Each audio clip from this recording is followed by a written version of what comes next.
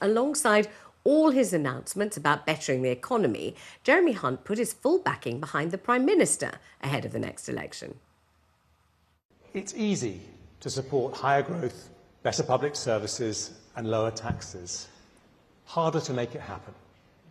In Britain today, there's only one party prepared to make those difficult decisions. Our party and our Prime Minister, whose diligence and tenacity have given us the Windsor Framework, the Atlantic Declaration, the Trans-Pacific Trade Deal and the NHS Workforce Plan, whose own life story shows just what's possible with education, aspiration and hard work. His story and our story.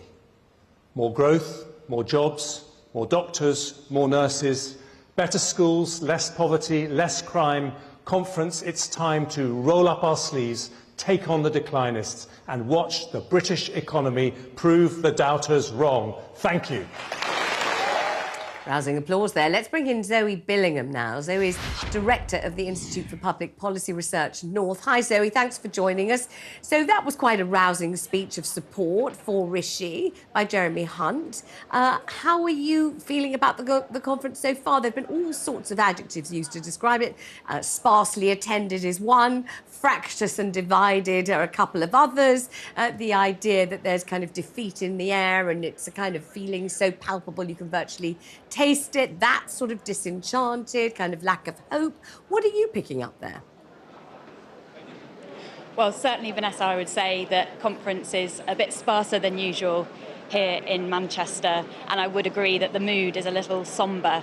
Of course, we heard the Chancellor's speech this afternoon, and it was one of the shortest and lightest in terms of announcements and new policy that I think we've heard for some time. Obviously, there were some tweaks to the social security regime that we heard and a bit of a kind of jib at civil servants, but there wasn't much beyond that. And as Peter was just saying, we've really kind of been dominated here by the news of HS2 potentially being cancelled between Birmingham and Manchester. So that's really what's on everyone's lips. And when you say the news, it's still not quite clear whether it's a rumour, whether it's a leak, whether it is true, whether it isn't true. Certainly the government isn't saying that it's true. The government's saying that no decision has as yet been made. So whence do you think this rumour or whatever it is came, and how convincing do you think it is?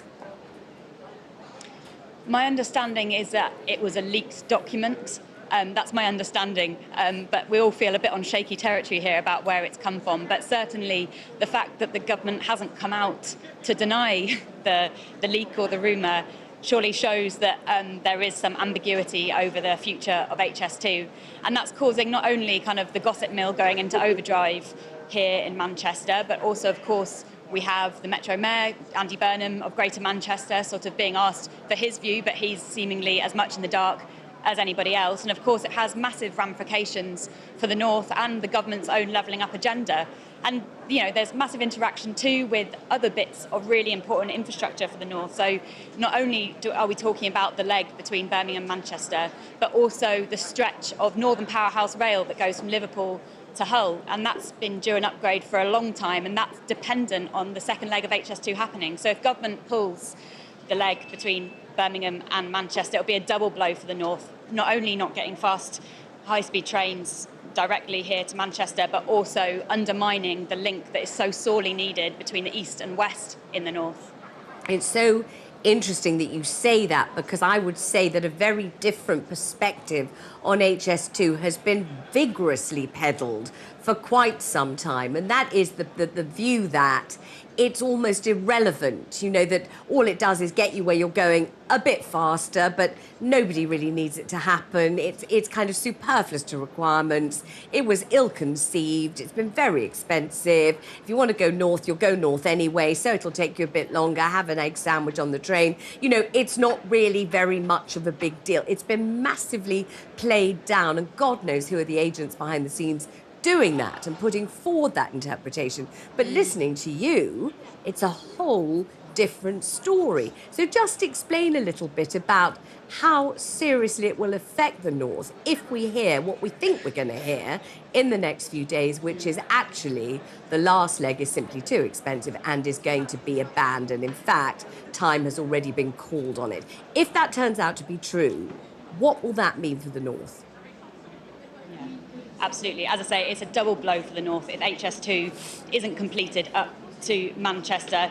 And the narrative, I think, has really kind of been lost on HS2 as to really what it's there for. Yes, of course, having kind of an upgraded train service that gets you in between London and Manchester and then those important connections across the North is critically important, but it's also a question of capacity, getting both freight and cars off the roads. It's also a matter of climate and making sure that we're reducing kind of individual car use. So there's a whole host of reasons why it's a good in of itself, but that linking up to the North and then critically that interaction with Northern Powerhouse Rail from east to west in the North is where it really makes a critical difference. And I think there's also a point here around sort of the government not committing and sticking to what it's saying it's going to do. And that matters not only for the lives and livelihoods of people across the North, but also the investors who, you know, have been so carefully sort of gradually kind of getting out of the London South East mentality and seeing that there's a lot more to do and a lot more to achieve in the North. And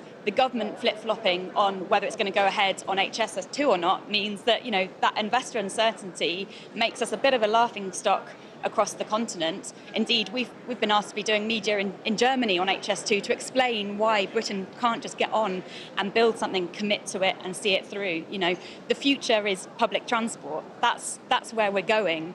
And it feels like if HS2 is canned, then we've just gone back a couple of decades. What does IPPR North think about the possibility of a Labour government? We're neutral on the question of, you know, which party should be in government. What we're interested in is what they're out to deliver. So whoever, you know, if HS2 is to be scrapped, whoever returns in government after the next general election, we will try again to make the case for that HS2, whether it's the same Prime Minister or a new leader of the Conservative Party, or indeed a Labour government. We would be making the same case for HS2 again. And let's not forget that the Conservative Party remain on a 2019 manifesto, which included that vital commitment to levelling up. And transport isn't the whole story for levelling up, but it sure is the backbone of it. So taking away HS2 kind of leaves levelling up a bit lifeless, honestly. Well, thank you very much indeed. Thank you for giving us your input.